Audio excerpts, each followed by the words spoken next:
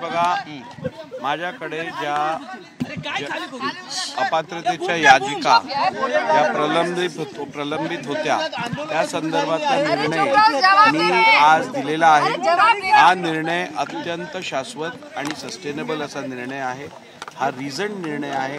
ही order जी दिली गेली आहे त्या ती देताना प्रत्येक मुद्द्यासंदर्भातली कारणं विस्तृतपणे एक्सप्लेन केली गेली आहेत आणि हा निर्णय देत असताना माझ्यासमोर एखाद्या व्यक्तीला किंवा एखाद्या गटाला खुश अथवा नाराज करणं हे ध्येय नव्हतं। माझ्यासमोर ध्येय होतं ते कायदेशीर तरतुदी, संविधानिक तरतुदी आणि सुप्रीम कोर्टाने दिलेले निकष यांचं तंतोतंत पालन करून निर्णय देणं, जेणेकरून सामान्य माणसाचा या संसदीय लोकशाहीवरचा विश्वास अधिक बळकट होईल।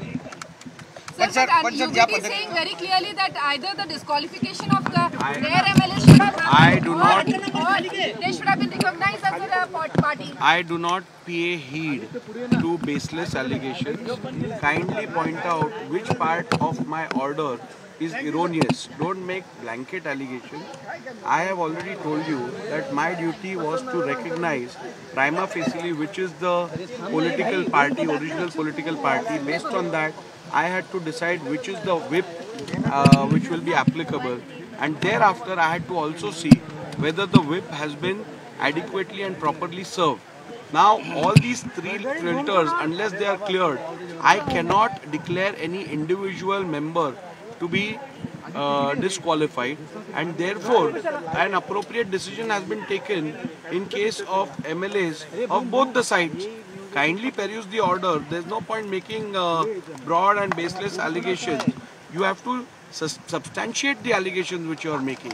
So you kindly tell me what is erroneous in the order that is passed. There's nothing to my mind. If Eknath Shinde faction has been recognized as a party, then why is it that the others were not disqualified? I have just explained to you that because the whip issued by Bharat Gogawale was not properly served, was not served in accordance with the procedure on the other MLAs belonging to the Shinde to the Thackeray faction, and therefore it wasn't possible to pass an order disqualifying them. Sir पण ते जे निकालावरती आपली काय नाहीये, त्यामुळे ते पण supreme कोर्टात जाणार आहेत आणि शिंदे गट पण सुप्रीम कोर्टात जातात की ते कोर्टात सुप्रीम कोर्ट असेल, हायकोर्ट असेल, कोर्टात जायचा अधिकार प्रत्येक नागरिकाला आहे। जर का त्यांना असं वाटत असेल कुठचाही नियमबाह्य अथवा घटनाबाह्य निर्णय घेतला गेला असेल तर त्यांना अधिकार आहे कोर्टात जायचा।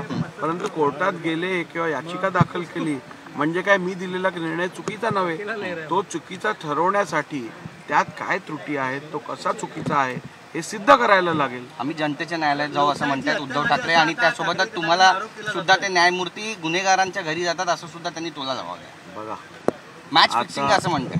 सन्मान्य, मी आपल्याला कालच या विषयातलं उत्तर दिलेलं आहे। सन्मान्य माजी मुख्यमंत्री उद्धव ठाकरे हे एका काळी या राज्याचे माजी मुख्यमंत्री राहिलेले आहेत।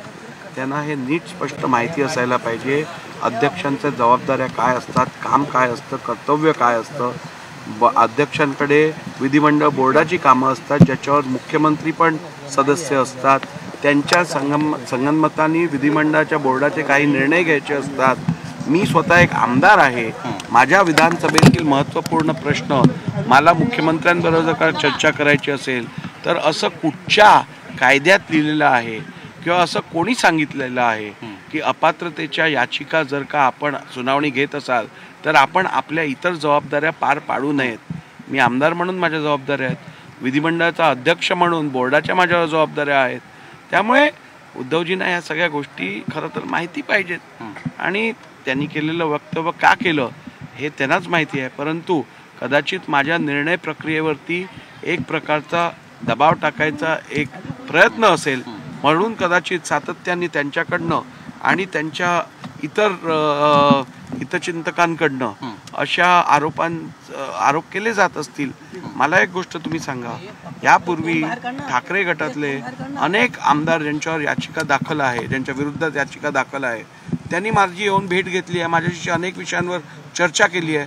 आता मी आपल्याला कालच सांगितलं, काल गोव्याला कार्यक्रमासाठी जात असताना विमानतळावरच्या VIP लाऊंजमध्ये मला राष्ट्रवादीचे नेते जयंत पाटील साहेब भेटले, मला अनिल देसाई शिवसेना उद्धव ठाकरे गटाचे नेते भेटले, परंतु याचा अर्थ असा आहे का त्यांना भेटलो त्यांच्याबरोबर बोललो म्हणजे त्यांच्याबरोबर माझ्या या संदर्भातली काही वेगळी चर्चा झाली आहे? त्यामुळे असे बिनबुडाचे किंवा बालिश आरोप करून एखाद्या संविधानिक संस्थेबद्दल किंवा संविधानिक संस्थेच्या अध्यक्षाबद्दल आपण असे चुकीचे आरोप करणं त्या संविधानिक संस्थेचा अवमान करण्यासारखं आहे आणि ही अपेक्षा माझी एवढ्या मोठ्या नेत्याकडनं मुळीच नाहीये. सर्वोच्च न्यायालयाने भरत गोगावले यांचा व्हीप अमान्य केला होता, मात्र तुम्ही तो मान्य केला, तर हे कसं काय? काय म्हणतात? विरोधक आरोप करतायत सर्वोच्च न्यायालयाने त्यांना अवैध ठरवलंय. परत गैरसमज आणि परत ऑर्डरची आपलं चुकीचं इंटरप्रिटेशन. सुप्रीम कोर्टाने असं सांगितलेलं की माननीय उपाध्यक्षांनी ज्या वेळेला सुनील प्रभू आणि अजय चौधरी यांना रेकग्निशन दिलं त्यावेळेला उपाध्यक्षांसमोर 2 दावे नव्हते, केवळ एक क्लेम होता या व्हिपच्या संदर्भात आणि पक्षासंदर्भात. परंतु ज्या वेळेला अध्यक्षांनी निर्णय घेतला तेव्हा त्यांच्या समोर 2 क्लेम्स होते, एक तर एकनाथ शिंदेचा होता, एक उद्धव ठाकरेंचा होता आणि त्यामुळे अध्यक्षांना हे माहिती होतं की पक्षामध्ये स्प्लिट पडलेली आहे. त्यामुळे या दोघांपैकी मूळ राजकीय पक्ष कोणता आहे हे जाणून न घेता केवळ विधिमंडळ पक्षाच्या स्ट्रेंथच्या आधारावरती निर्णय घेतलाय म्हणून तो चुकीचा आहे. कोर्टाने सांगितलं की आपण पहिली मूळ राजकीय पक्ष कोणता आहे हा ठरवा आणि तो ठरवल्यानंतर आपण भरत गोगावले अथवा सुनील प्रभू यांची निवड याला मान्यता द्या. त्यामुळे कोर्टाने असं कधीच सांगितलं नव्हतं की कायमस्वरूपी आपल्या भरत गोगावलेंची निवड ही रद्द अथवा घटनाबाह्य किंवा नियमबाह्य आहे. त्यांनी सांगितलं केवळ आपण राजकीय पक्षाचा निर्णय किंवा इच्छा काय आहे हे न ओळखता त्यांना मान्यता दिली असल्यामुळे ती चुकीची आहे.